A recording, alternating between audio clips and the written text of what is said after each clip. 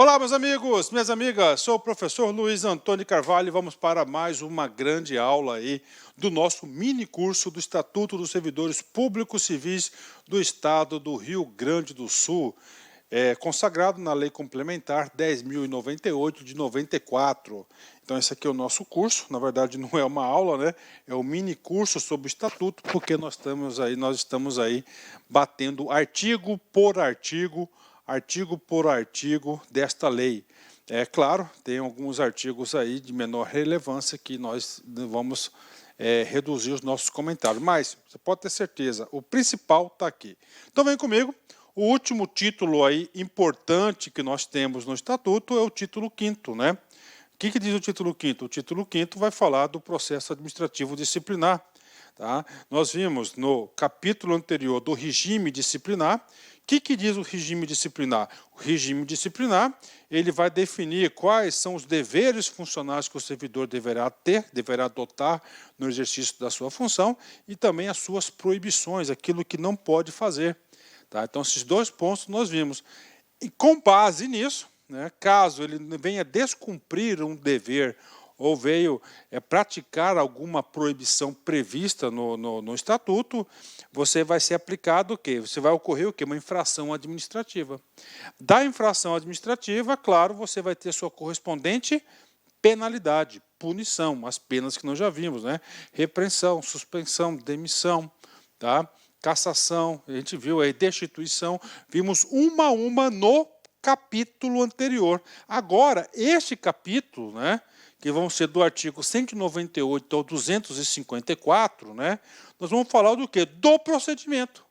Professor, como assim do procedimento? Ah, professor, o cara lá, por exemplo, lá está sendo acusado de corrupção. Né? Claro, uma proibição aí que seja o que a penalidade de demissão, a bem do serviço público. Né? E aí, professor? Aí é o seguinte, né?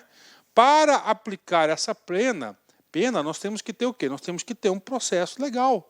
Nós temos que ter o direito ao contraditório, à ampla defesa. Então, por isso, sabiamente, em todos os estatutos do Brasil afora, aí, de todos os entes da federação, da União, dos municípios, nós temos um capítulo do processo administrativo disciplinar. E nós vamos ver aqui tudo que diz respeito em relação a isso. Nesse capítulo, né, nesse capítulo aqui, eu tenho que ampliar um pouquinho a nossa explicação e nós temos que falar de algumas súmulas e alguns dispositivos na Constituição Federal. Por exemplo, então aqui é o processo administrativo disciplinar. Nesse processo administrativo disciplinar, visa apurar as responsabilidades, a responsabilidade, né? A responsabilidade o quê? Administrativa, ok. Administrativa. O que mais, professor? Nós temos que ir lá na Constituição Federal, no artigo 5º, basicamente em 2 incisos, para a gente ampliar um pouquinho, para subsidiar aí o processo administrativo complementar. Por exemplo, Constituição Federal de 88, artigo 5º, inciso aí 54. Ninguém será privado de liberdade de seus bens sem o devido processo legal. Então, fazendo uma analogia, então, para você receber uma penalidade na administração pública, você obrigatoriamente terá que estar sendo submetido ao processo legal. E no caso aqui administrativo, vai ser o processo administrativo disciplinar, ou sindicância, ou PAD. Né? Outro dispositivo muito importante está aqui, né? É o inciso aqui, 78 da Constituição Federal, do artigo 5º, né? Diz o seguinte: a todos, no âmbito judicial e administrativo, né? Quando falou aqui, judicial ou administrativo, nós estamos falando aqui exatamente o quê? No processo administrativo disciplinar. São assegurados razoável duração do processo e os meios que garantam a celeridade de sua tramitação. Né? Professor, por que você está trazendo esses dispositivos? Né? Porque esse curso nosso aqui é um curso realmente para que você fique competitivo. Tá? Então, a banca examinadora pode muito bem cobrar esses dispositivos constitucionais que tem tudo a ver com esse capítulo que é do processo administrativo disciplinar. Bacana? Então, o inciso 54 e o inciso 78, muito importante. Professor, tem mais? Tem mais, né? antes de nós adentrarmos nos artigos aí 198 até o 254, nós temos que ver 4 súmulas, né? 2 simulantes e 2 do STJ, né? Primeiro, olha só, o que diz a súmula vinculante número 5? A falta de defesa técnica por advogado no processo administrativo disciplinar não ofende a Constituição, né? Então vamos lá, a falta de defesa técnica por advogado no processo administrativo disciplinar não ofende a Constituição. Professor, o que significa isso? Eu vou contar para você uma historinha, né? Essa súmula, claro, a súmula vinculante, foi uma das primeiras súmulas vinculantes, você já deve saber na altura do campeonato, que somente o Supremo Tribunal Federal pode aí editar súmulas vinculantes, né? O que acontece, né? Tava tendo muitas consultas, muitas lides junto ao Poder Judiciário, no que sentido? Do processo administrativo disciplinar. O cara falava o seguinte, olha, tá, o meu processo administrativo disciplinar vai ter que ser anulado. Vai ter que ser anulado por quê? Porque eu não tive um advogado. O que representa o advogado no processo? O advogado vai ser aquele contratado para patrocinar a sua defesa. E esse advogado que vai ser contratado para patrocinar a sua defesa, ele vai exercer um tipo de defesa que a gente chama de defesa técnica. Então, defesa técnica é aquela que vai ser o quê? Vai ser aquela que vai ser realizada por especialista, no caso aqui, um advogado, né? Então, o cara falava o seguinte, eu não tive uma defesa técnica, ou seja, por um advogado, e eu quero o quê? O cancelamento, a anulação do meu processo administrativo disciplinar. Tá, isso aí ocorreu no Brasil todo, né? Aí, claro, a situação chegou lá no Supremo Tribunal Federal. Se lembra que eu falei que as pessoas são aí, elas estão nesse processo, a gente vai ver mais para frente, né? Nós temos na Constituição, nós temos outros artigos da própria Lei 10.098, fala assim, é assegurado a ampla defesa, tá? E o direito ao contraditório. Tá? Então o que acontece aqui? Aí chegou lá e falou, eu quero cancelar o meu processo, a minha demissão, quero a reforma da decisão porque eu não tive um advogado. O Supremo falou, parou, negativo. A falta de defesa técnica por advogado no processo administrativo disciplinar, no PAD, não ofende a Constituição. Aqui diz. Agora é o seguinte, vem comigo, né? Você não teve nenhum tipo de defesa. Você não foi oportunizado a defesa técnica por advogado e você não teve nenhum outro tipo de defesa, um servidor dativo para fazer sua defesa, por exemplo, né? Você não teve nenhum tipo de defesa. Aí neste caso, tá? Neste caso, onde você não foi facultado não foi oportunizado o exercício do seu direito de ter a sua defesa no processo administrativo disciplinar, neste caso, aí sim, tá, isso sim, tá, ofende a Constituição, é claro, vai ter que montar uma tese para recorrer ao judiciário. Bacana? Então, aqui é o seguinte, aqui, não ofende a Constituição, é só por falta de defesa técnica por advogado. Agora, a falta de defesa no processo administrativo, esse sim ofende. Bacana? Então, aqui você tem que saber os efeitos dessa súmula vinculante, que é a súmula vinculante número 5. Aqui diz respeito tão somente à defesa técnica por advogado. Agora, claro, você tem que ter outras defesas também. Bacana? Isso aqui é a súmula vinculante número 5, né? Vamos lá, a súmula vinculante número 21, tá? Essa súmula vinculante número 21, eu estou apresentando para vocês aí de forma atrasada, né? Eu deveria passar no item nas aulas anteriores, quando nós falamos do quê? Do recurso, do pedido de reconsideração e da revisão, né? Revisão, claro, a gente vai falar ainda hoje, né? Mas principalmente lá no pedido de reconsideração e recurso, tinha que cair a súmula 21, vinculante 21. Professor, fala a ideia aí. Cara, você vai recorrer a um processo administrativo disciplinar. Aí o órgão está exigindo o pagamento de uma taxa, tá? Para você pagar. E aí, pode? Não pode. A súmula vinculante 21, editada pelo Supremo Tribunal Federal, ela é clara, é inconstitucional, ou seja, não pode. A exigência de depósito ou arrolamento prévios de dinheiro ou bens para admissibilidade de recurso administrativo. Então, não pode estar cobrando aí, né, tá certo, exigência de depósito, tá, taxas, arrolamento de bens prévios para você recorrer ao seu direito de recurso, duplo grau de jurisdição administrativa. Bacana? Então, súmula vinculante número 5, súmula vinculante número 21.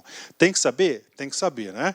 Tudo bem. E agora, professor? Agora a gente vai mais uma súmula aqui, a súmula 591 do STJ, né? Professor, é permitida, é aceita, é permitido no processo administrativo disciplinar, tá? Prova emprestada, né?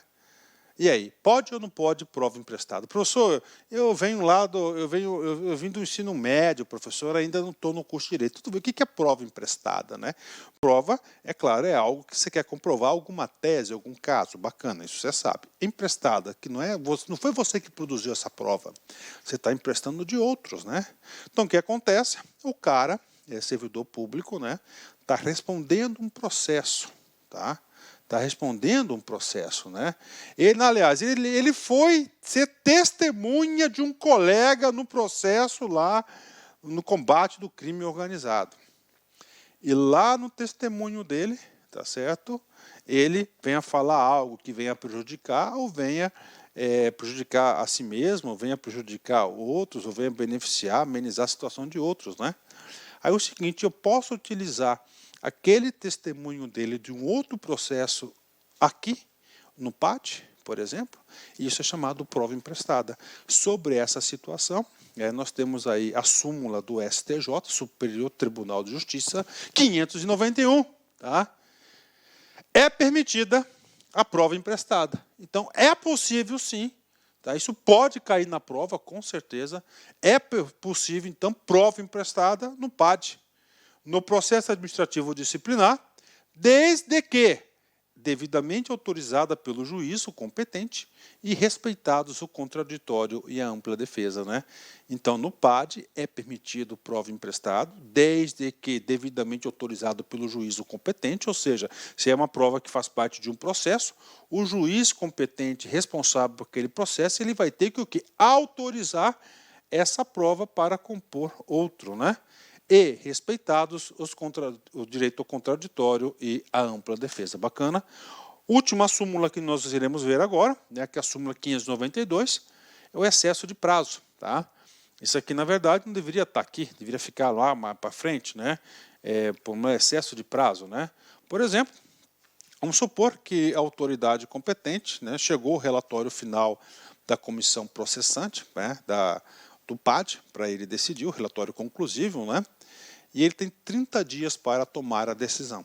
Tá? Ele tem 30 dias para tomar a decisão. A gente vai ver lá para frente. Tá? Vou antecipar, mas depois eu vou voltar aqui, vou falar da súmula 592, mas é bom para você já fixar. Então o cara tem 30 dias. Ok.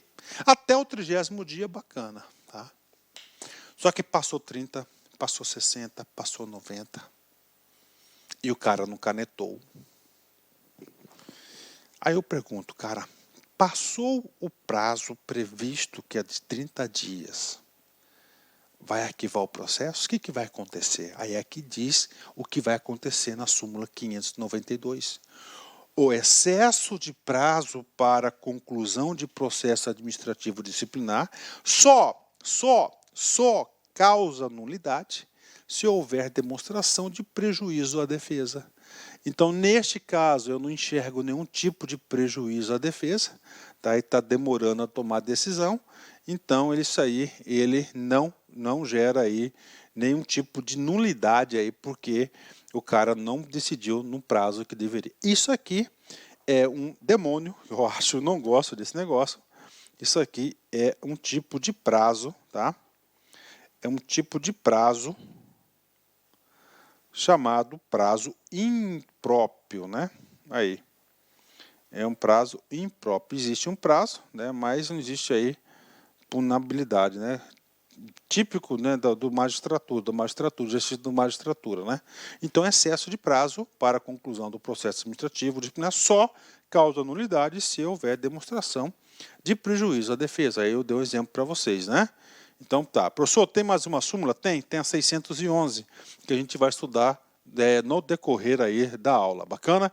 Então, passei para vocês agora 6 dispositivos importantes, 2 dispositivos da Constituição Federal, 2 súmulas vinculantes, a número 5 e a número 21. Passei 2 súmulas específicas do STJ, que é a 591 e a 592, que papo reto com vocês, você tem que saber desses instrumentos aí, porque tem tudo a ver com o processo administrativo disciplinar. Bacana? Falta mais uma súmula do STJ 611 que nós vamos ver quando chegar no momento do assunto dela para esclarecer, que diz respeito à denúncia anônima. Pode ou não pode? A gente vai ver já já. Ok? Então vamos comigo. Artigo 198, né? Estamos estudando aqui, ó, do processo administrativo disciplinar, bacana, tá? Das disposições gerais. Artigo 198, tá? A autoridade que tiver ciência de irregularidade no serviço estadual ou a prática de infração funcional. Então, olha só, a autoridade que tiver ciência de irregularidade. Chegou até ele qualquer tipo de irregularidade. Tá? Inclusive, ele tem um dever funcional de quê? De agir. Tá? Ok. Ou a prática de infração funcional. Então, essa autoridade que teve a ciência, ficou sabendo, o que acontece? Ele é obrigada a promover a sua apuração imediata mediante meios sumários ou processo administrativo disciplinar. Ok, né? Meios sumários, meios rápidos, né? E mais processo administrativo disciplinar, né? A gente vai estudar os meios sumários e o PAD aqui inteiramente, a sindicância investigativa, o inquérito administrativo também. No prazo de 10 dias. Então é o seguinte, olha que coisa interessante, olha o que ele falou, cara, autoridade, você ficou sabendo, você tem a atribuição de que o estatuto lhe compete o que? Atribuição para, tá? Para o quê? Para instaurar determinado procedimento, você tem 10 dias para fazer. Se não fizer, ele vai sob pena de se tornar corresponsável assegurada ampla defesa ao acusado. Então tá aí para você o dever de agir. Bacana, né? Vem comigo aqui, 199. Agora a gente vai falar das denúncias, né? E aí, claro, nós vamos completar o 199 com a súmula número 616, né? As denúncias sobre irregularidades serão objeto de averiguação, desde que contenham a identidade do denunciante e sejam formuladas por escrito para fins de confirmação de autenticidade. Primeira coisa que eu vou falar para vocês, tá? O artigo 199 diz respeito, não diz respeito à chamada denúncia anônima. Tá? Então, o Estatuto do Servidor Público Estadual do nosso querido Rio Grande do Sul não traz a previsibilidade do Instituto da Denúncia Anônima. Ele só traz a previsibilidade do quê? Da denúncia identificada. Ó. As denúncias sobre irregularidades serão objeto de averiguação. Então, toda e qualquer denúncia que caiu lá, pelo dever da alta tutela, aqui estou falando no caso das denúncias aí identificadas, vai ter que ser apuradas. Agora, aí vem, desde que contenham a identidade do denunciante, ou seja, não sejam anônimas e sejam formuladas por escrito, né? Ou seja, tem que ser formal para fins de confirmação da autenticidade. Então, isso que diz o Estatuto no artigo 199. Calma, que a gente vai falar agora da súmula já, da súmula 616. Quando o fato narrado não configurar evidente infração disciplinar ou ilícito penal, a denúncia deverá ser arquivada por falta de objeto material passível de ensejar qualquer punição consignada nesta lei. Claro, né? Ou seja, a denúncia infundada. A denúncia que foi feita contra servidor tal, ela não procede, ou aquela denúncia, objeto da denúncia, não é nenhuma infração administrativa e muito menos uma infração penal. Então, neste caso, ela vai ser o quê? Arquivada. E aí, professor? Poxa, professor, então aqui está dizendo, tá, que é somente denúncias identificadas? Sim, segundo o artigo 199. Cai em prova? Tem. Só que se você ficar somente com esse conhecimento, você vai rodar bonito. Por quê? É claro que essa questão é uma questão polêmica, né? É uma questão polêmica. Então, significa dizer, o cara manda lá um dossiê de um fulano de tal, tá? todo detalhado, tá? A autoridade pega aquele dossiê e ele já verifica. Nossa, aqui existe fundamento em relação a isso. Existe fundamento. Ele não vai poder apurar? Aí, claro, que essa questão aí, ela rodou e caiu lá no Superior Tribunal de Justiça. E em 2018, né, super recente aqui, a súmula 611 vem falar sobre esse assunto, que isso aqui pode cair na sua prova. E traz exatamente o quê? Da permissão da denúncia anônima ser apurada, desde que devidamente motivada e com amparo em investigação ou sindicância. Ou seja, teve aqui a denúncia anônima. Ok, para o primeiro passo, tá? Aí a autoridade competente, investigou. Aí nós vamos ver que tem 2 meios de sindicância, de investigação, né? Ou sindicância, tá? Ou inquérito. Tá? Então ele foi lá e investigou, tá? Então é o seguinte, tem amparo, ela é possível. Então vamos lá. Aí, né? Então, desde devidamente motivada, né, motivada pela investigação e com o amparo, tá? Em investigação sindicância, é possível a instauração de PAD, né? Ou seja, investigou, aí depois aqui, você vai abrir um PAD contra o sujeito, tá? Em um processo administrativo disciplinar. Bacana, né? Com base em denúncia anônima, tá aí, né? Então, denúncia anônima, para ela valer, você não pode punir direto o cara. Antes de você abrir o PAD, a súmula diz que você vai ter que fazer a sindicância administrativa ou o inquérito administrativo aí para verificação de responsabilidades. Agora, aí vem a parte final aqui da súmula. Em face do poder dever da autotutela. Alta tutela imposto à administração. Professor, o que é autotutela, né? Autotutela é um princípio da administração pública, né? A autotutela é um princípio na qual a administração pública deverá obedecer. A autotutela significa dizer que ela tem que se autocontrolar, autocuidar, poderá rever os seus quadros, né? Poderá rever os seus atos, né? Então, pelo princípio da autotutela, né? Então, a autotutela que foi com base de fundamentação aí para a edição dessa súmula aqui, de novo. Então, na súmula 616 do STJ, permite o quê? Permite a investigação, a apuração de denúncia anônima, tá?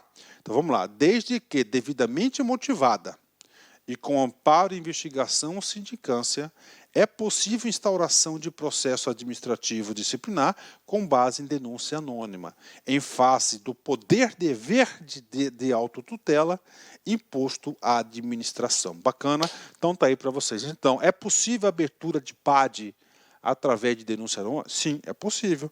Só que é o seguinte, antes de abrir o PAD, deverá ter o quê? Deverá ter aberta a sindicância, né? Investigação aí, ou sindicância, devidamente aí comprovada e motivada. Bacana? Então tá aí para vocês, 616, ok? Pronto, professor, súmula. Súmulas nós já encerramos aí, tá? Nós estudamos aí 5 súmulas aí importantíssimas, súmula vinculante 5 a 21, bacana, tá paga, a 591, a 592 e agora a 611. Professor, tem que saber? Tem que saber, cara. Você quer ficar competitivo? Vai por minha cabeça, você vai conseguir acertar todas as questões de concurso. Agora vem comigo. Artigo 200, né? O artigo 200, ele vai tratar dos instrumentos de apuração das irregularidades, tá? A apuração, as irregularidades e as infrações funcionais serão apuradas por meio de.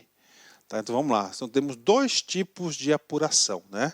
Então, apuradas, né? Primeiro, sindicância.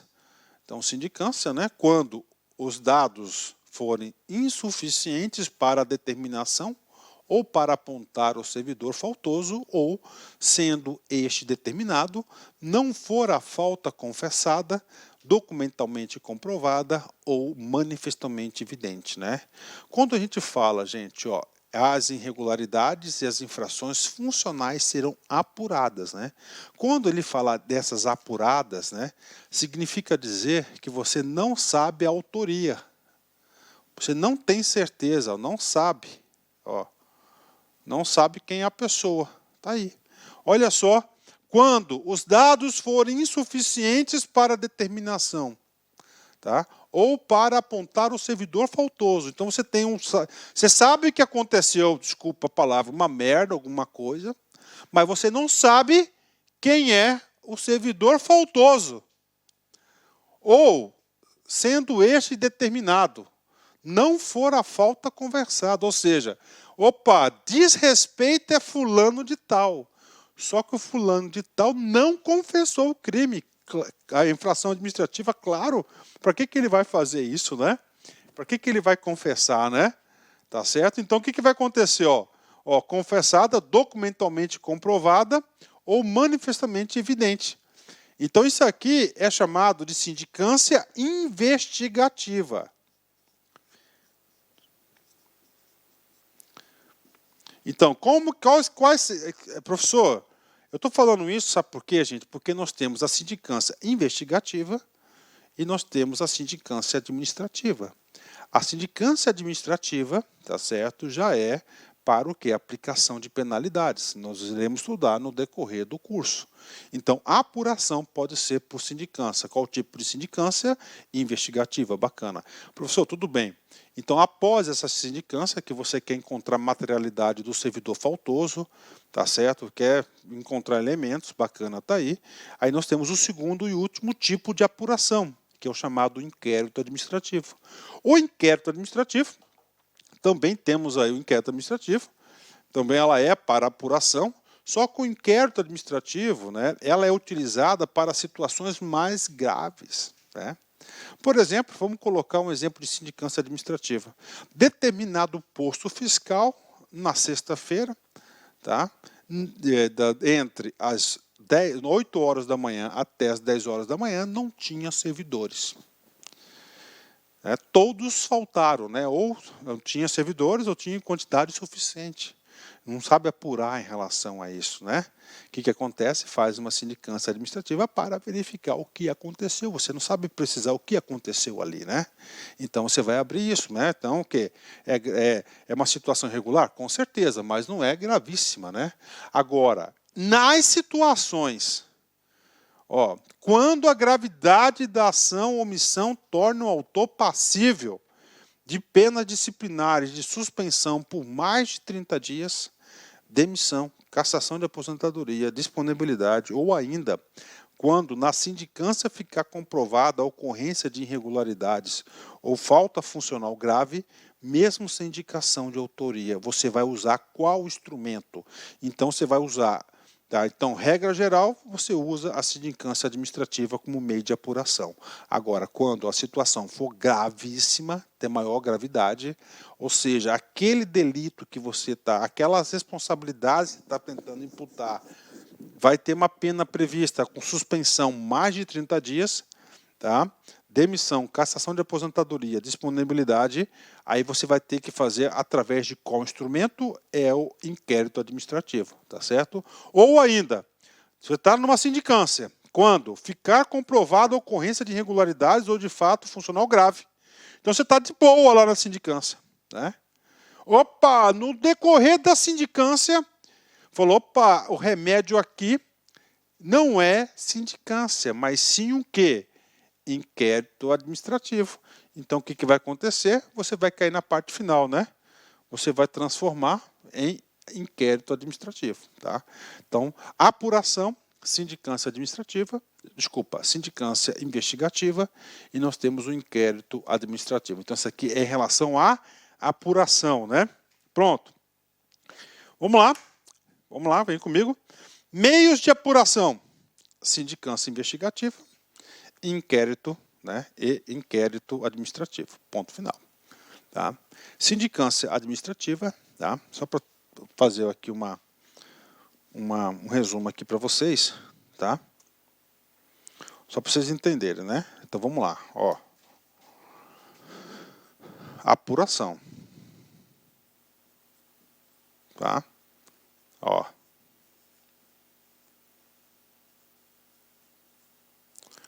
Sindicância investigativa.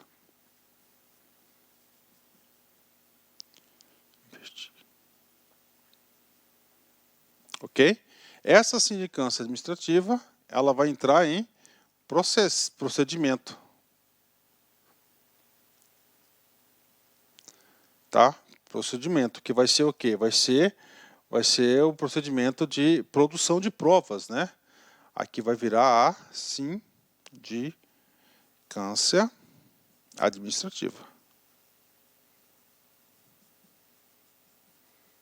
E agora, professor, outro instrumento. Inquérito administrativo. PAD. Procedimento administrativo disciplinar. Tá? O PAD, para mais de 30 dias. O quê? Suspensão. Para que mais, professor? Demissão. Ou seja, aplicação da pena nesses casos, né? Cassação de aposentadoria e cassação de disponibilidade. Todos esses instrumentos aqui nós já estudamos em detalhes. Se você está estudando, tá? Se você está estudando de forma aí, seguindo o nosso roteiro, você sabe tudo isso aqui, né? Tá aí, ó. Isso aqui é para a punibilidade do agente, né? A sindicância aqui, ó, repreensão.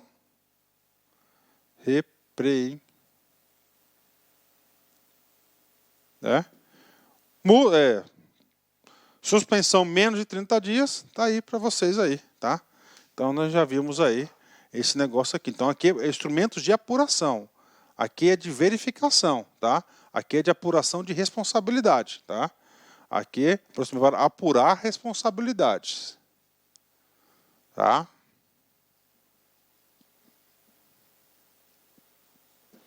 Tá? Apuração da autoria aqui, ó, tá? Apurar quem é o responsável. Apuração da autoria, tá? Depois que descobre quem é o sujeito, vai instaurar. Dependendo do caso, tá aí, tá? Pronto, tá aí para a galera aí o dispositivo, tá? Tem que estar aí para a galera o dispositivo, o cara tem que entender, né? Isso aqui tem uma diferença aí com os demais estados, né? Tá? Por exemplo, na União, nós temos a sindicância investigativa. Só que a sindicância administrativa, no final, você direciona ou para a sindicância ou para o PAD. Sindicância, agora a gente vai falar do procedimento, tá? Do procedimento, vem comigo. Capítulo 2, da sindicância, vem comigo aqui, 201. Toda autoridade estadual é competente para, no âmbito da jurisdição do órgão, sob a sua chefia, tá aí. Essa primeira parte diz uma coisa muito importante, ok? Quem pode instaurar a sindicância? Olha aí, ó. Então é toda. Então toda autoridade estadual é competente para, no âmbito da jurisdição do órgão, sob a sua chefia, tá? Então toda autoridade, tá? Toda autoridade é competente para isso. Por exemplo, eu sou superintendente de gestão de pessoas.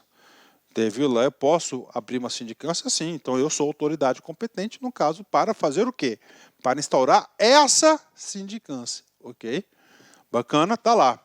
Então, aqui, eu quero chamar a atenção para vocês que o legislador, ele deu um foco ampliativo muito interessante, atribuindo competência para o seu chefe. O seu chefe, então, ele, pela legislação estadual, ele pode instaurar uma sindicância. Então, cuidado com ele. Por isso que eu falo que você tem que tratar com luvas de pelica. Claro que essa competência de instauração da sindicância, tá, gente? Ela vai ser completamente diferente para a instauração do PAD, que é o processo administrativo disciplinar. Tá? Então, aqui todo e qualquer chefe, então, pode estar dentro, claro, da sua jurisdição do órgão, ele pode estar instaurando a sindicância. Muito importante isso, né? Quem pode instaurar a sindicância? Ou seja, qualquer um que seja chefe, né? O que ele pode fazer? Ó, determinar a realização da sindicância, instaurar a sindicância de forma sumária. Então, a sindicância de forma sumária, ok? Sumária, tem muitos aí de forma sumária, a qual deverá ser concluída no prazo de 30 dias. Úteis, podendo ser prorrogados de até igual período. Então, é o seguinte, a sindicância, ele é um processo sumário, rápido, né? Então, ele pode estar instruindo, né? Ele pode estar instaurando, por exemplo, a sindicância, tá? Ok, vem comigo aqui. Aqui, você já tem o autor, o responsável, quem vai ser o quê? Quem vai ser sindicato, né? Aqui você tem. Se você não souber quem é a pessoa que fez determinada infração administrativa, você vai ter que fazer o quê? Uma sindicância investigativa, tá? Então, neste caso aqui, você já sabe quem é a pessoa que fez, quem cometeu a infração. Bacana. Muito importante, o prazo. Então, o prazo 30 dias, sendo prorrogado por mais 30 dias. Isso aqui é um procedimento sumário. Vem comigo. A sindicância será sempre comedida a servidor de hierarquia igual ou superior ao implicado, se houver, né? Professor, o que significa isso, né? Isso aqui, claro que isso aqui vai se repetir também lá no processo administrativo disciplinar. Ele diz o seguinte, cara, eu sou, tá? Aí é o seguinte, o cara vai lá, vai instituir lá uma comissão sindicante, por exemplo, né? Ou vai nomear uma pessoa lá para poder fazer a apuração daquele fato, tá? Claro que ele vai fazer um relatório, a gente vai falar os procedimentos já aqui para vocês. Aí é o seguinte, o que acontece aqui? O cara, puxa, eu estou na sindicância para verificar a responsabilidade do meu chefe. Opa, cara, não combina, porque se eu ferrar ele, se eu for justo aqui e aplicar, por exemplo, uma penalidade com ele, eu posso ser retalhado. Então, o que ele falou aqui? Ó, para o respeito à hierarquia, a sindicância será sempre comedida a servidor de hierarquia igual ou superior, nunca abaixo, nunca inferior ao implicado, se houver. Bacana? Fechou aí. Então, o parágrafo primeiro, ele diz respeito a isso, ele quer preservar aí a pessoa que vai conduzir a sindicância, né? 2. O sindicante desenvolverá o encargo em tempo integral, ficando dispensado de suas atribuições normais até a apresentação do relatório final no prazo estabelecido neste artigo. Prof, o que significa isso? Então, o sindicante, né? Então, a autoridade competente, está aqui, ele vai nomear um sindicante. Quem que vai ser o sindicante? Vai ser o cara responsável para a apuração das responsabilidades ao servidor que ora está ali sendo questionado. Bacana, né? Olha só que coisa interessante. Então, a partir do momento que você, através da portaria, vai designar você como o sindicante de uma sindicância, né? Você vai ficar o quê? Com tempo integral. Você não vai fazer outra coisa, você será dispensado de suas atribuições normais até apresentar o relatório. Então, no final de 30 dias, podendo ser prorrogado por 30 dias, o sindicante, ele vai ter a obrigação de apresentar um relatório final. Professor, prazo 30 mais 30, né? Muito importante. Então, toda sindicância, né, obrigatoriamente vai ter um servidor responsável. Qual o nome do servidor? O sindicante. Ele vai ficar em tempo integral, vai ser dispensado das suas atribuições, e no final de 30 mais 30, ele vai ter que mostrar o trabalho dele, né? Qual que é o trabalho dele? O trabalho dele é o bendito, né, ou maldito relatório final aí. Então, é uma atribuição muito chata essa, inclusive, né? Vamos lá. Artigo 202, ainda da sindicância, né? O sindicante. Quem que é o sindicante? O cara que está apurando a responsabilidade.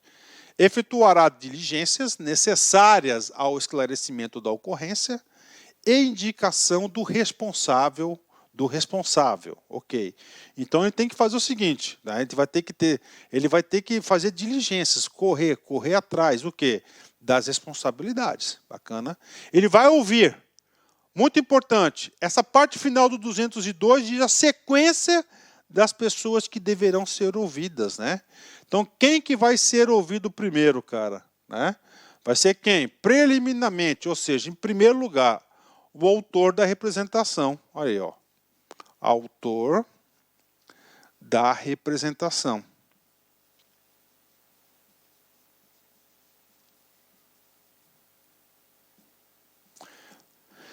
Quem que é o autor da representação, cara? É o cara que está acusando, né? Aí. Pronto. E o servidor implicado, né? No segundo caso, vou colocar aqui réu, mas não é o réu, né? Não é réu porque não é penal, vou colocar entre aspas aqui, né?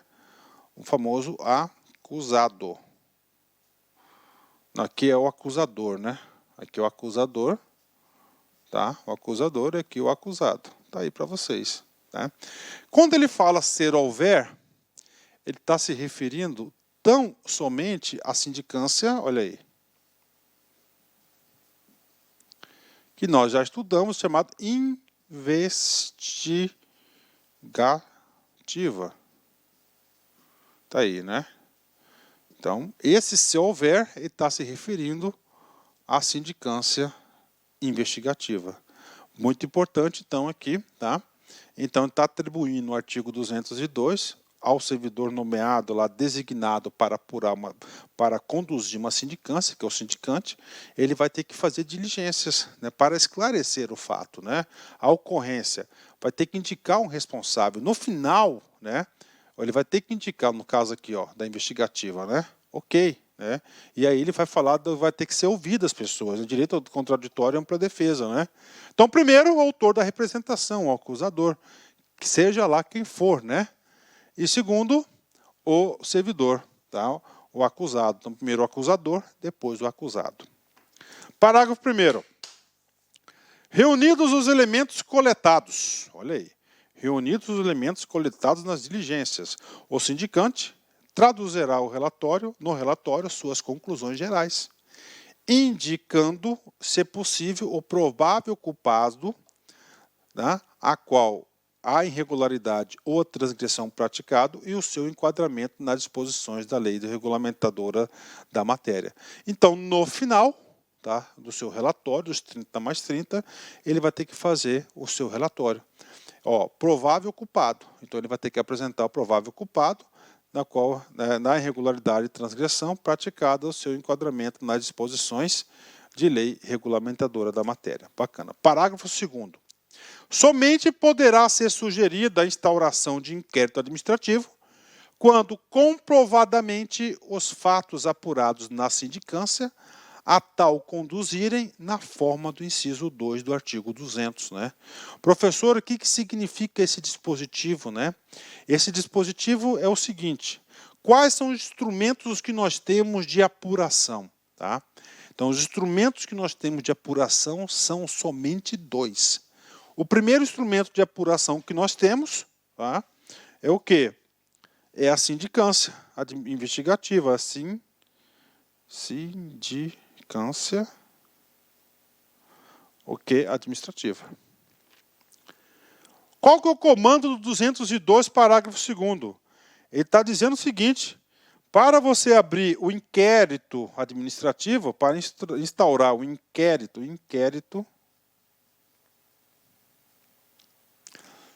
administrativo, é necessário o quê? A apuração da sindicância. Então tá aí, né? Então você está dando essa informação aqui. Isso aí que diz aí. Então ela é precisão. Tudo começa pela sindicância, né? Então tá aí para vocês.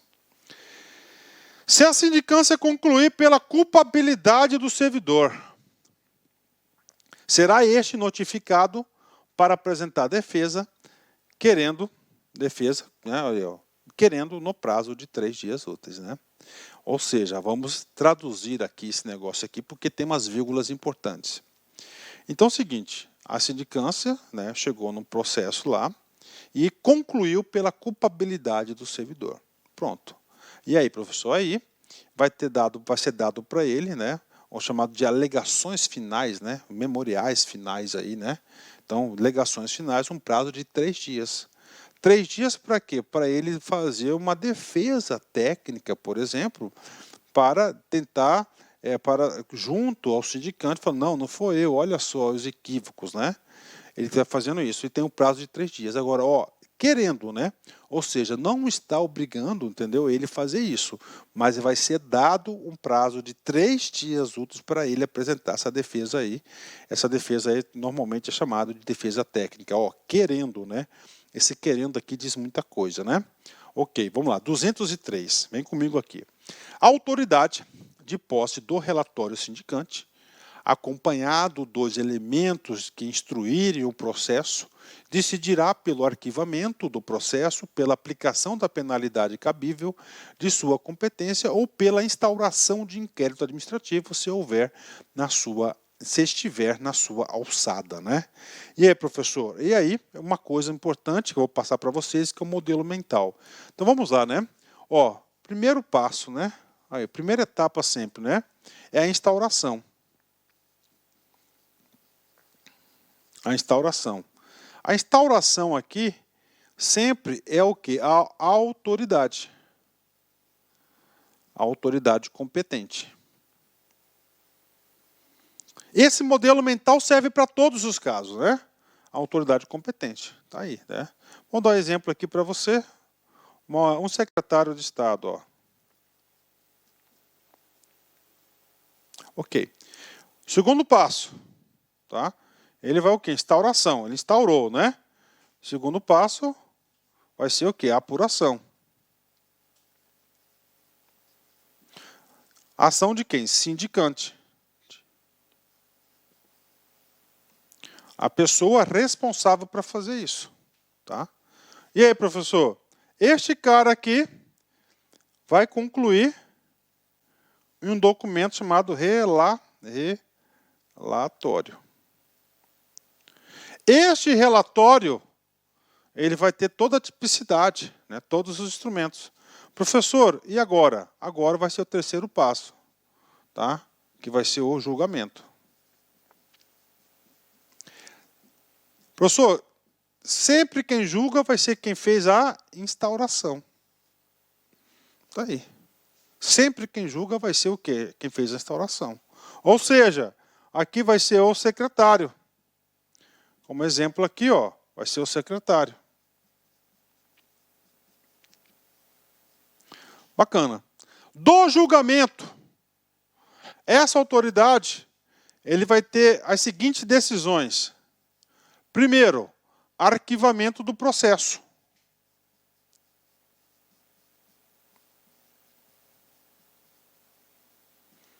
Certo? Arquivamento do processo. Né? De posse do relatório. Tá? Do relatório. Segundo, pela aplicação da penalidade.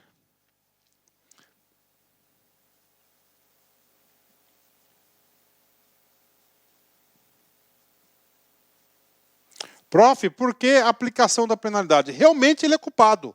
A punição é suspensão de 15 dias, por exemplo. Está aqui. Arquivamento. Tá? Não, ele não é culpado. Ele vai decidir com base no relatório. Professor, o julgamento tem que ficar sem... ele pode contrariar o relatório? Claro que ele pode contrariar o relatório, né? O julgamento é dele, né? Da autoridade, né?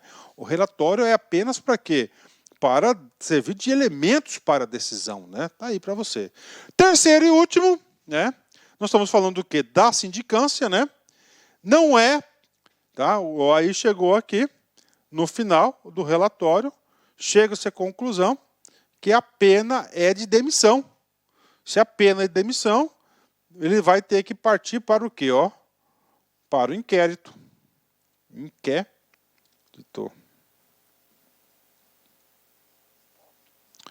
O inquérito administrativo.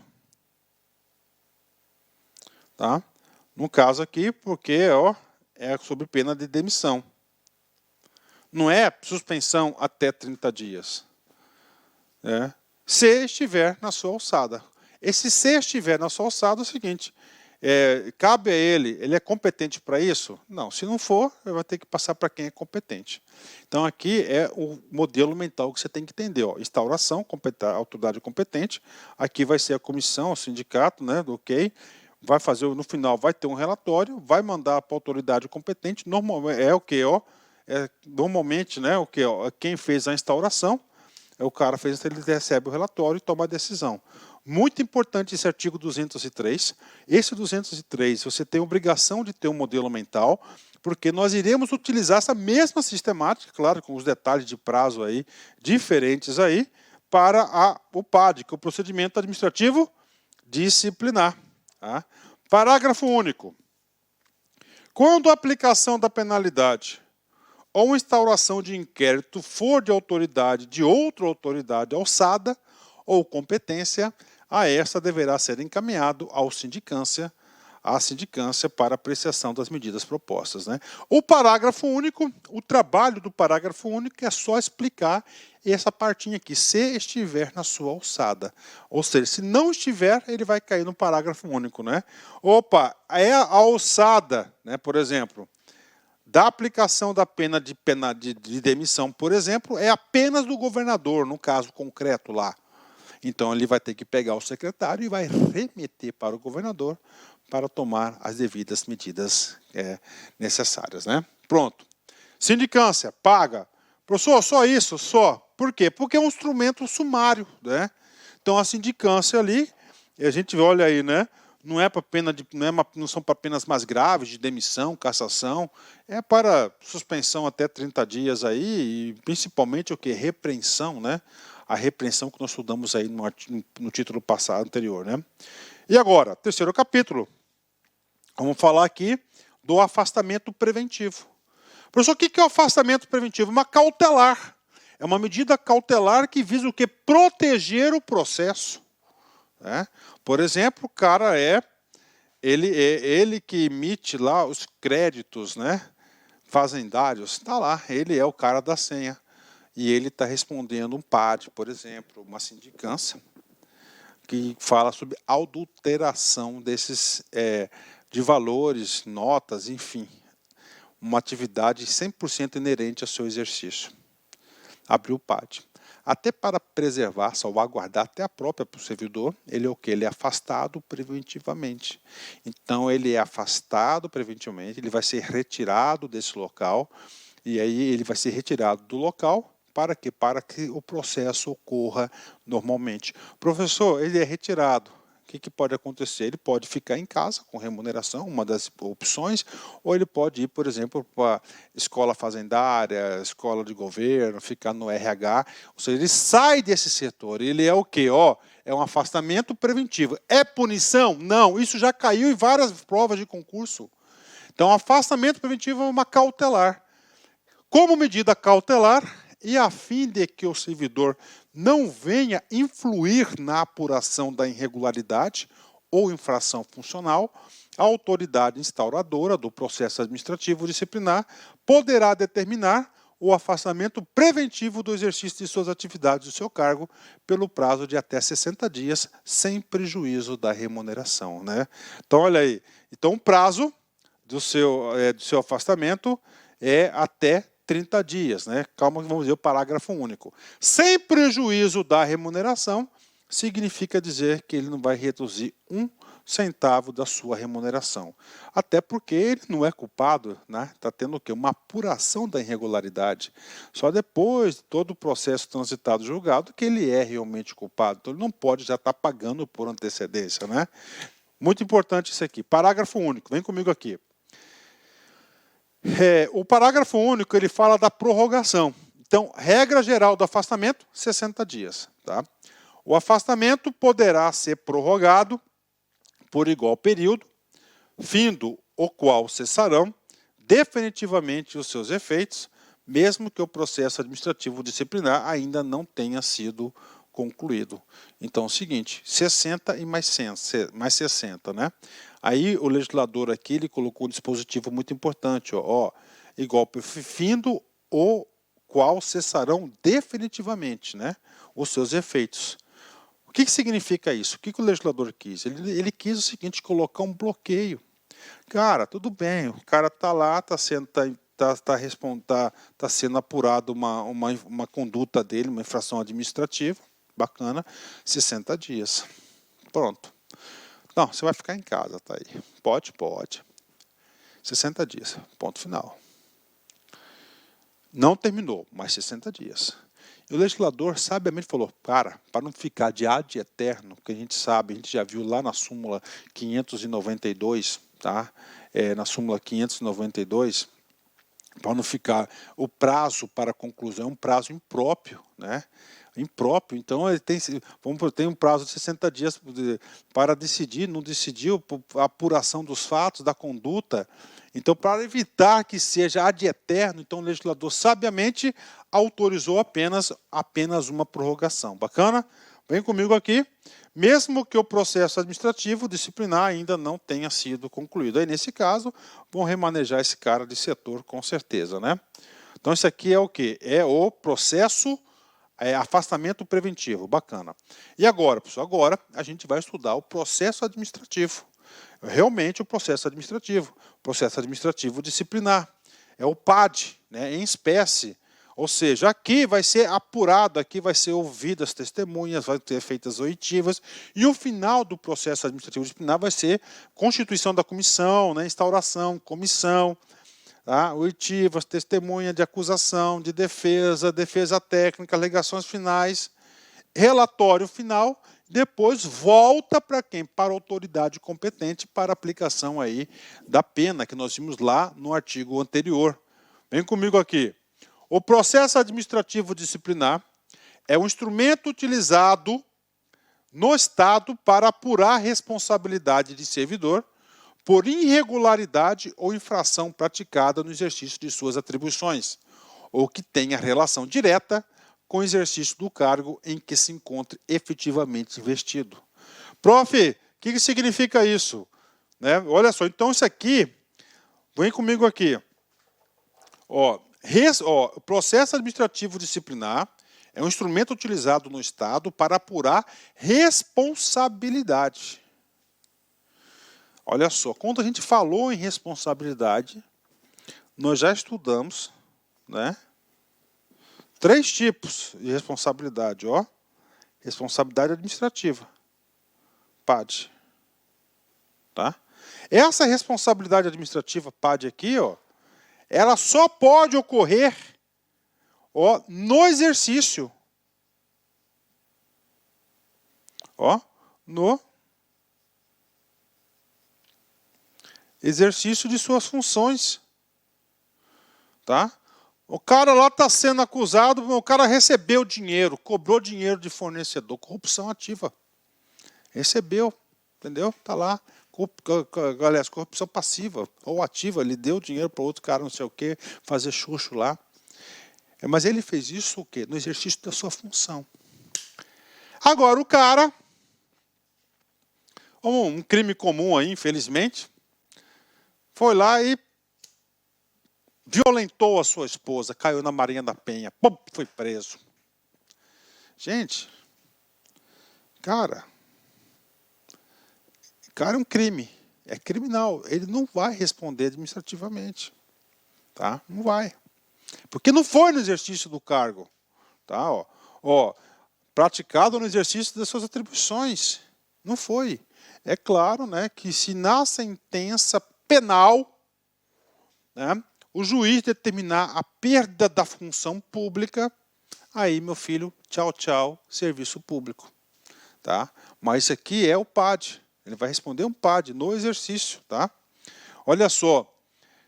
De suas, ou que tenha relação direta com o exercício do cargo em que se encontre efetivamente investido. Né? Só para terminar aqui, tá? Nós temos a responsabilidade penal, no caso que eu falei da Maria da Penha, né? E nós temos a civil. O cara não pagou o aluguel da sua casa por 1 ano, está recebendo uma ação aí, tá, de indenização aí, uma ação de execução aí. Aí ele vai ter o quê? Vai ser uma ação civil, mas aqui então é de responsabilidade administrativa. Então, para a apuração de responsabilidade administrativa, nós temos aí o processo administrativo disciplinar, é um dos instrumentos, e nós temos o outro também, a responsabilidade administrativa também, a sindicância, mas é para ilícitos de menor gravidade. Artigo 206. O processo administrativo disciplinar será conduzido por comissão composta de 3 servidores estáveis. Parou. Tá? Então é o seguinte, cara, ó. Então nós temos aqui, ó, a sindicância.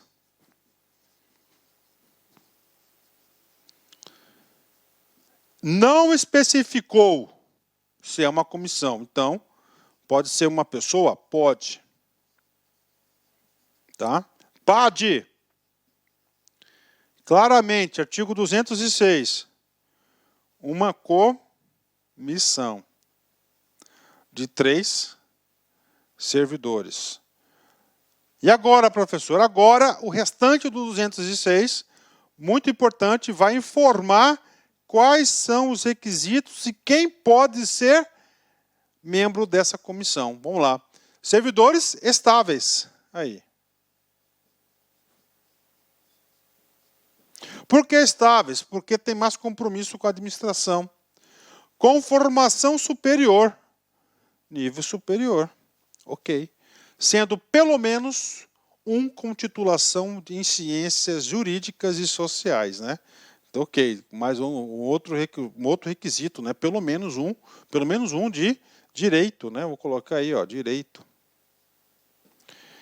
Designados pela autoridade competente, que indicará entre eles o seu presidente. Então, aqui. Então, esses 2 caras aqui, né, é o instrumento de instauração. Por portaria. Quem faz isso? O tal da autoridade competente.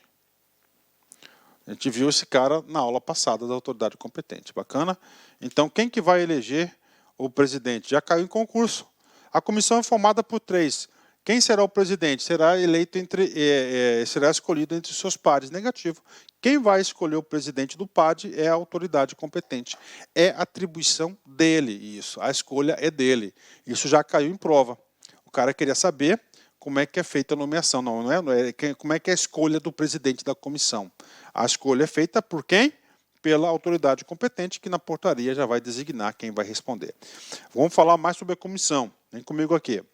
O presidente da comissão designará para secretariá-la um servidor que não poderá ser escolhido entre os componentes da mesma. Isso aqui é único, eu não vi em lugar nenhum do Brasil todo. Tá?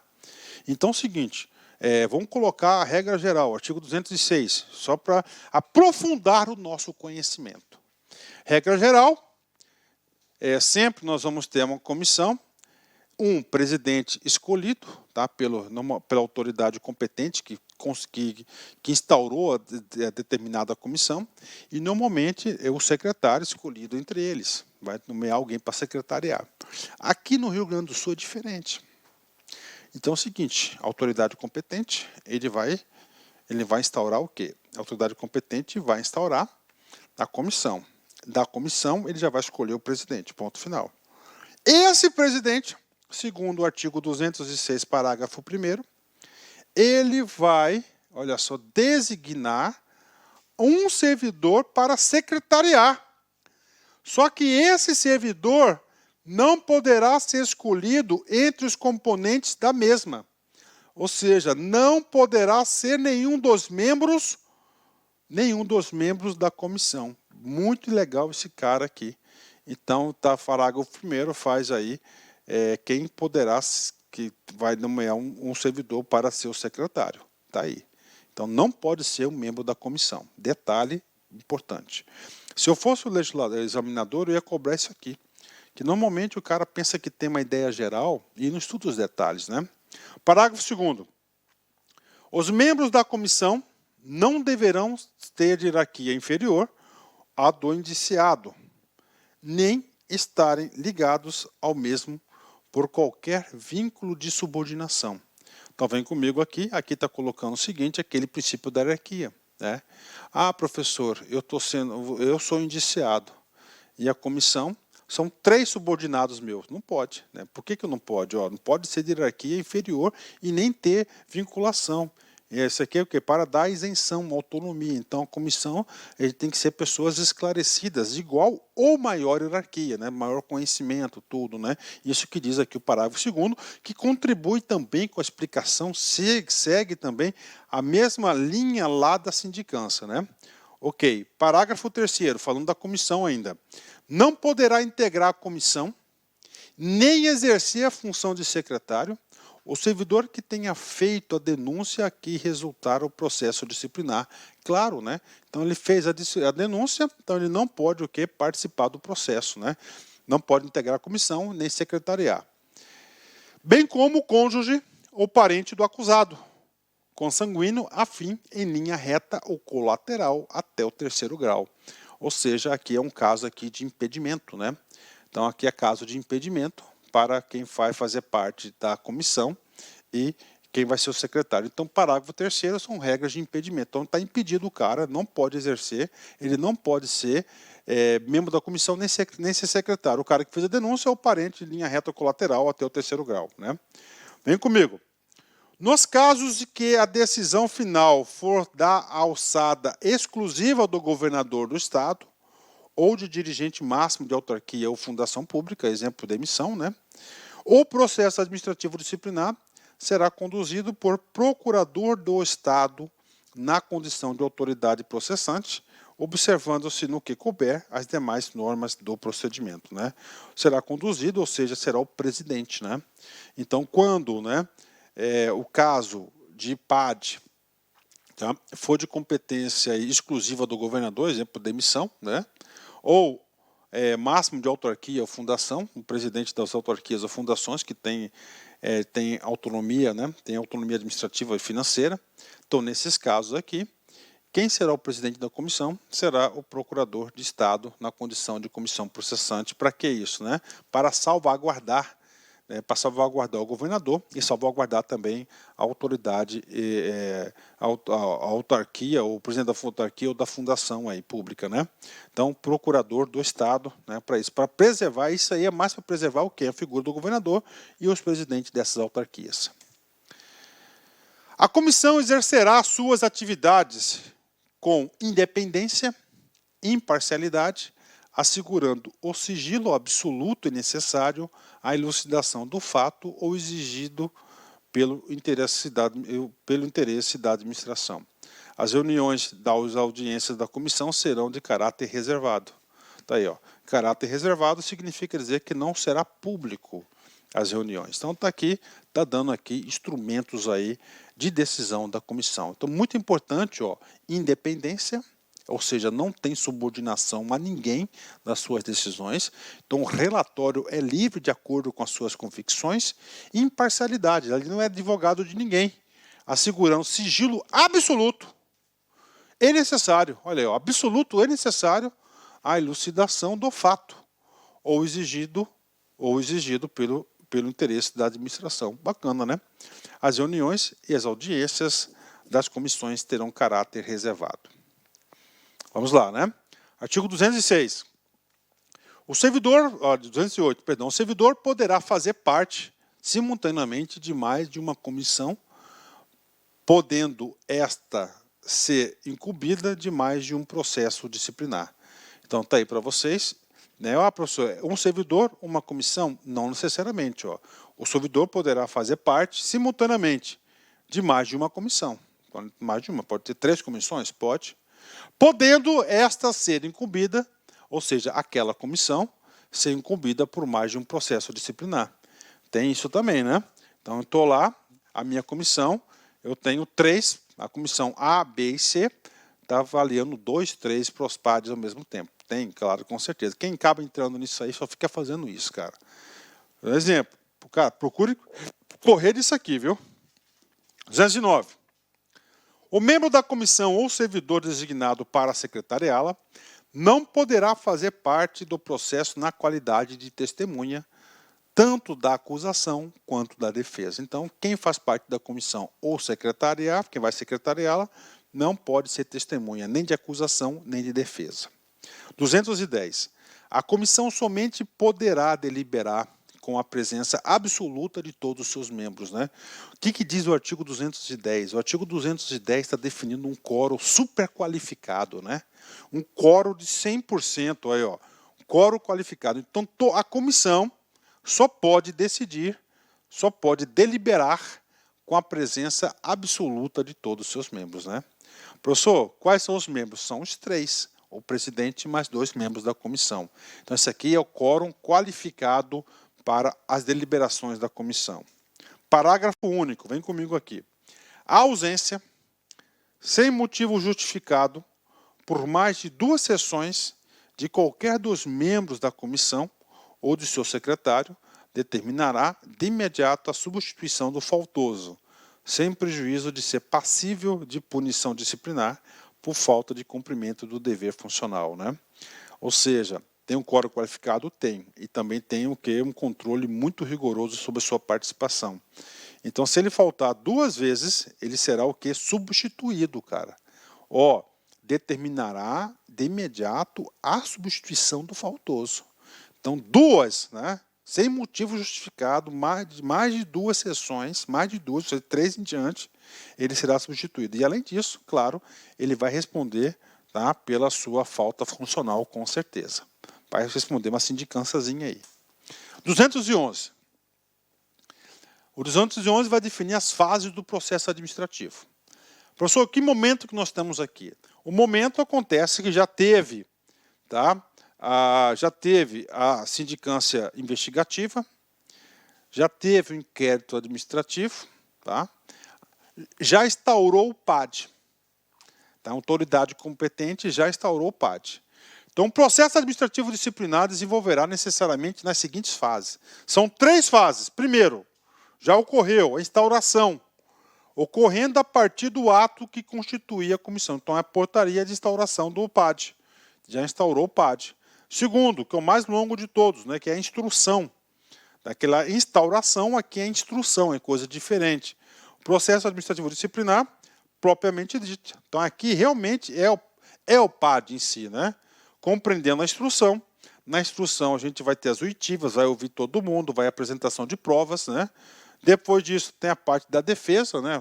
Principalmente a defesa técnica, e, finalmente, o relatório conclusivo, né? E depois disso, aqui é a comissão que faz, e terceira parte, o julgamento. Então, ó, instauração. Isso aqui é o quê? É a atribuição da autoridade competente. Então,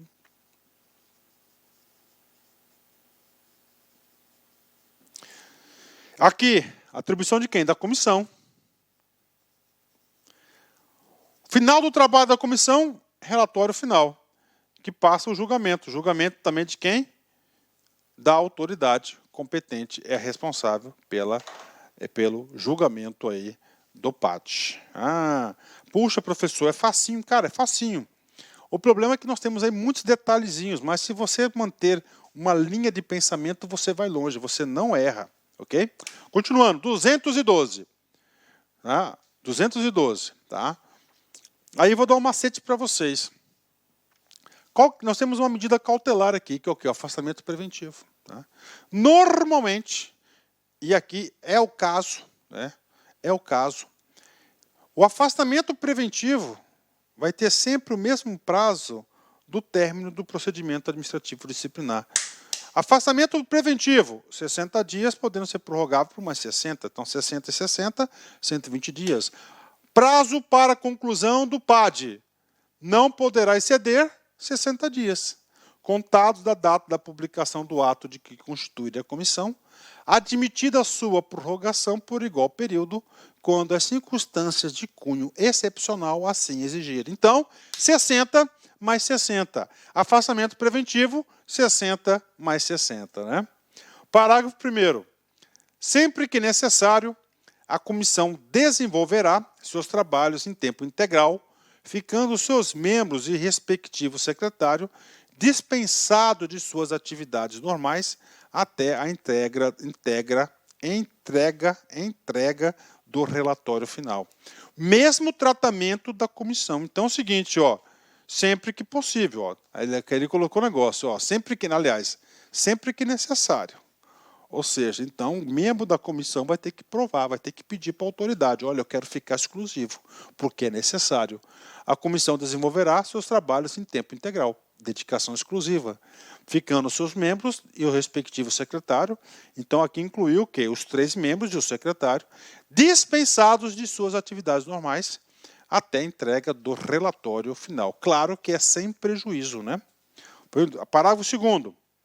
As reuniões da comissão serão registradas em atas, detalhando as deliberações adotadas. Então, todas as reuniões serão feitas em atas, né? Para formalizar. Isso aqui é um processo estritamente o que? Formal. Artigo 213, vem comigo. O processo administrativo disciplinar, instaurado pela autoridade competente, para aplicar a penalidade disciplinar, deverá ser iniciado no prazo de 5 dias úteis, contados da data em que for publicada a designação de seus membros da comissão. Professor, o que diz isso aqui? Aqui está falando no momento da instauração, né, da instituição da comissão. Então é o seguinte, a comissão, o que vai acontecer aqui? A autoridade competente vai elaborar, vai editar a portaria de quê? A portaria de constituição da comissão. Ponto final, tá? Do PAD. Aqui diz o prazo que essa comissão, tá, deverá trabalhar. Ó, para aplicar a pena disciplinar, deverá ser iniciado no prazo de 5 dias úteis, contado da data em que for publicada a designação dos membros da comissão. Então, publicou, tem 5 dias úteis para a comissão efetivamente iniciar seus trabalhos, né? Isso aqui é importante por quê, cara? Porque é 60 mais 60, né? Então, aí, ó. Então, publicou 5 dias, 60 mais 60. 214.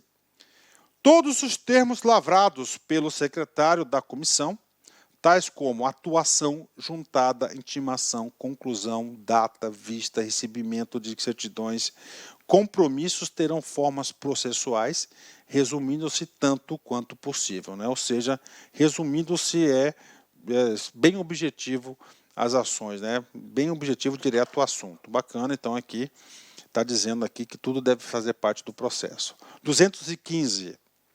Será feita por ordem cronológica de apresentação toda e qualquer juntada aos autos, devendo o presidente rubricar as folhas acrescidas, né?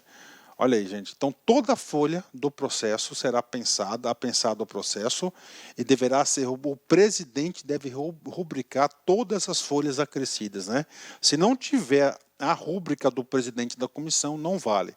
Ordem cronológica, não é por assunto, né? Ordem cronológica para formatar. Aqui é um mini processo civil, né? 216. Figurará sempre nos autos do processo a folha de antecedentes do indiciado, né? Por que isso aqui, professor? Por que os antecedentes aqui? Nós vimos lá atrás, no começo, as condições de atenuantes do servidor, né? Atenuantes e agravantes. Então, no momento da elaboração do relatório final, tá, tanto a comissão quanto a autoridade competente na fase de julgamento, ele é obrigado a considerar os antecedentes aí do indiciado, né? Então, por isso que é sempre bom aí o cara ter uma boa conduta no serviço público, né? 217. No processo administrativo disciplinar, poderá ser arguida suspensão, em que regerá pelas normas da legislação comum. Professor, arguida a suspeição, né? Nós vimos já, por exemplo, aqui, algumas causas de impedimento, tá? Algumas causas de impedimento, né? Por exemplo, o cara da comissão, ele é parente de 2º grau, linha descendente. Não pode, né?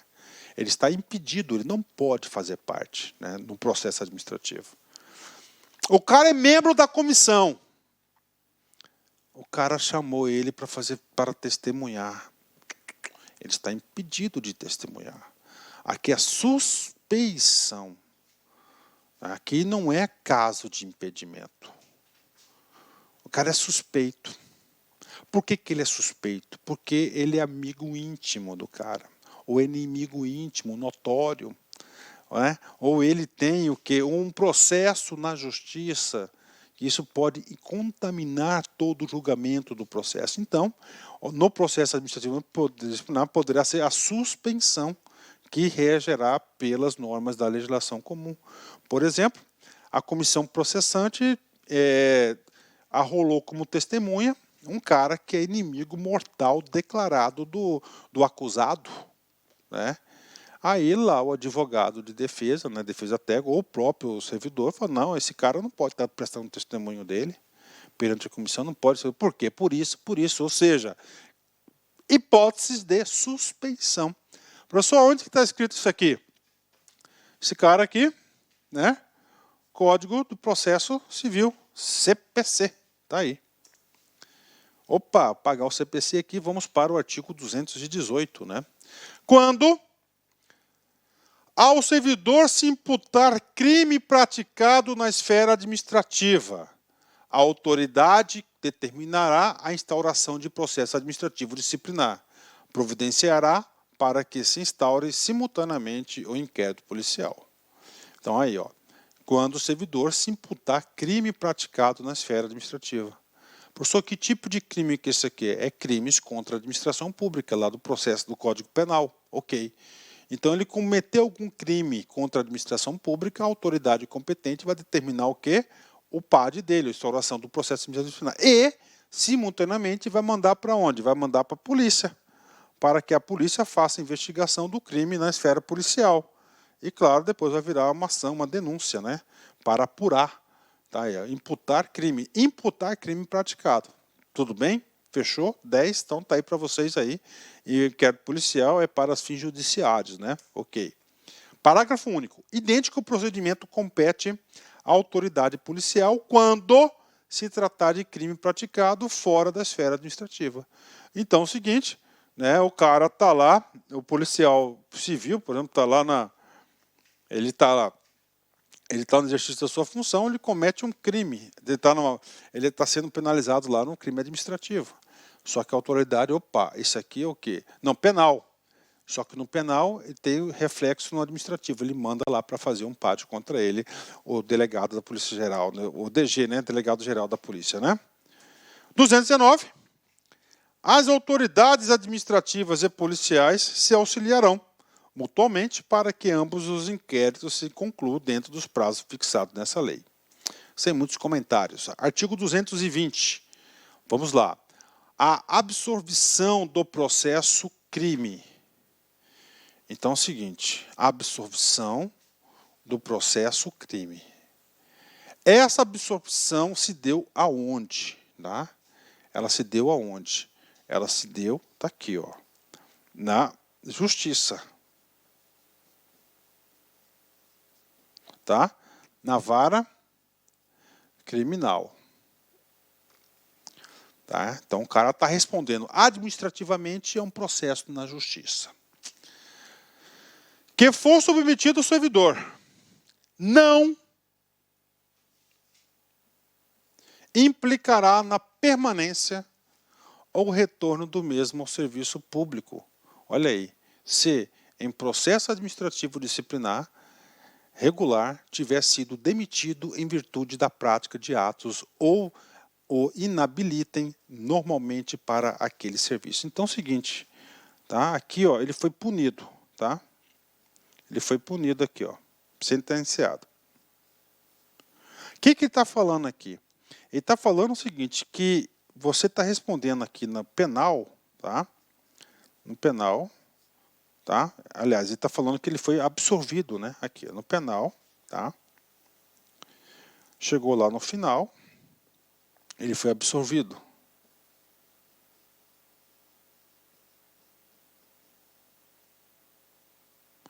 Tá? No penal ele foi absorvido. Fechou. O que acontece? No administrativo, no PAD, ele foi punido. Demissão. Ora, ele foi absolvido aqui. Então, estende o administrativo? Não. Isso que é o artigo 220. Está aí. Isso que está trazendo o artigo 220. E aí, professor? Aí aqui, né, nós temos muitas teses no judiciário, tá? E eu vou falar para vocês um entendimento básico, comum, aí, muito conhecimento sobre isso, né? Então é o seguinte, tá? O que acontece? Existem casos em que, atenção, existem casos, tá, em que o cara é absorvido na esfera criminal que derruba o administrativo. Ó, vamos supor, ele foi absolvido aqui, tá? Em alguns casos, calma que eu vou falar esses casos para você, que estende a punição aos efeitos na punição do administrativo, ou seja, o cara foi demitido aqui, ele foi absolvido aqui, tá? Ele foi absolvido, aqui ele foi punido com a demissão. Ele foi com a demissão aqui. Existem casos que ele foi absolvido aqui, que teve a demissão, que vai ser reintegrado, vai cancelar aqui essa punição. Quais são os casos, né?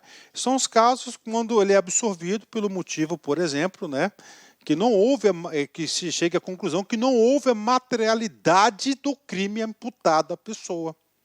Então, vamos supor que ele está lá respondendo por corrupção passiva. Tá? No PAD, ele foi punido com a demissão da corrupção passiva. Ele foi punido no PAD. Ele foi punido no PAD pela corrupção passiva. Tá? Só que no PAD é mais rápido do que na justiça. Na justiça, passados 3, 5 anos, ele foi absolvido porque não conseguiu comprovar a materialidade do fato. Ou seja, não conseguiu comprovar que ele realmente fez. Está lá. Não conseguiu. Neste caso, por exemplo, tá, que não houve a comprovação da materialidade do fato atribuído à pessoa, aí, por entendimentos na justiça, tem tudo para derrubar a punição do PAD. E aí é trabalho para os advogados aí, tá? Então aqui está para vocês. Então pode anotar aí o artigo 220. O artigo 220 tem muito contraditório aí. Tá? O artigo 220, tá? Se eu fosse para uma prova de juiz, por exemplo, para promotor, eu teria que elaborar uma aula só para explicar aqui esses efeitos do artigo 220. Tá? Então, para não ficar dito pelo não dito, vale o 220. Né? Mas você tem que colocar atenção, tem determinadas situações na qual ele é absorvido na justiça que terá efeitos no PAD lá, reflexo no PAD. Entre um deles, eu disse que materialidade aí da autoria do fato, né? Não comprovar. Ou erro de tipo também, né? Ok? Então, esse é o 220. Vamos lá, artigo 221. Vocês viram que o PAD ele é um processo que é altamente sistemático, né? Rigoroso nos seus procedimentos, né? Então, aqui o artigo 211, 221, aliás, ele vai tratar dos casos de nulidade do processo administrativo. Primeiro caso, determinação de instauração por autoridade incompetente. Por exemplo, autoridade competente para demissão de uma secretaria do governador, por exemplo. Foi feito quem? Pelo gerente? Pronto, autoridade incompetente para instaurar o processo vai ser motivo de nulidade, né? Nulidade aqui, tá? Ou seja, um ato da própria administração pública, né? B, a falta de citação ou notificação da forma determinada nesta lei. Nós vamos ver mais para frente que nesse quesito de citação é bastante extensivo, rigoroso, né? A questão da citação. E não cumpriu a citação, vai ser o quê? Falta de nulidade, causa de nulidade, né? Qualquer restrição à defesa do indiciado. Então, ele tem que exercer o seu direito de ampla defesa, o direito ao contraditório. D, a recusar injustificada, a recusa injustificada de promover a realização de perícias ou quaisquer outras diligências convenientes do esclarecimento do processo, né? Então, se o cara está pedindo uma perícia lá que é importante e não foi concedida, claro que você vai ter o quê? Um motivo de nulidade do processo, né? E os atos da comissão praticados apenas por um dos seus membros, né? Aí nós vimos, né, que lá atrás que o legislador claramente exigiu que tenha foro qualificado, né? O que é o foro qualificado? De 100%. Os 3 membros da comissão, todos os atos têm que ser comuns aos 3, né? F, acréscimos ao processo depois de elaborado o relatório da comissão sem nova vista do indiciado. Ou seja, está no processo, foi incluído uma prova, né? Qualquer momento pode estar apresentando as provas, e essa prova não foi aí, essa nova inclusão não foi dado visto ao indiciado, é uma causa de nulidade do processo, né? G. Rasuras e emendas não ressalvadas em parte substancial do processo. Então não pode ter, se tiver rasuras e emendas não substancial, não ressalvadas. O que é não ressalvadas? Que não foi feito. Tem uma rasura, só que aí tem um outro documento explicando aquela rasura, qual que é o entendimento dela, ou seja, fez a ressalva. Pronto. Então tem que ter, pode, mas desde que sejam ressalvadas, né? Ok, 222. As irregularidades dos processuais não constituem vícios substanciais insanáveis, susceptíveis de influir na apuração da verdade ou decisão do processo, não determinarão a sua validade, a sua nulidade. Prof, o que é o artigo 222? O artigo 222 vai ser algumas situações, né, que pode ser sanável alguns vícios, né? Então, se é sanável alguns vícios, ele não será submetido à nulidade do processo. A nulidade poderá ser arguida durante ou após a formação da culpa, devendo fundamentar-se a sua arguição em texto legal, sob pena de ser considerada inexistente. Então, está dando o momento de você ser arguida, né? E agora, professor, vamos dar um tempinho aí, tomar um cafezinho. Depois do cafezinho, nós retornaremos aqui para falar do inquérito administrativo. Já, volta aí. Câmbio.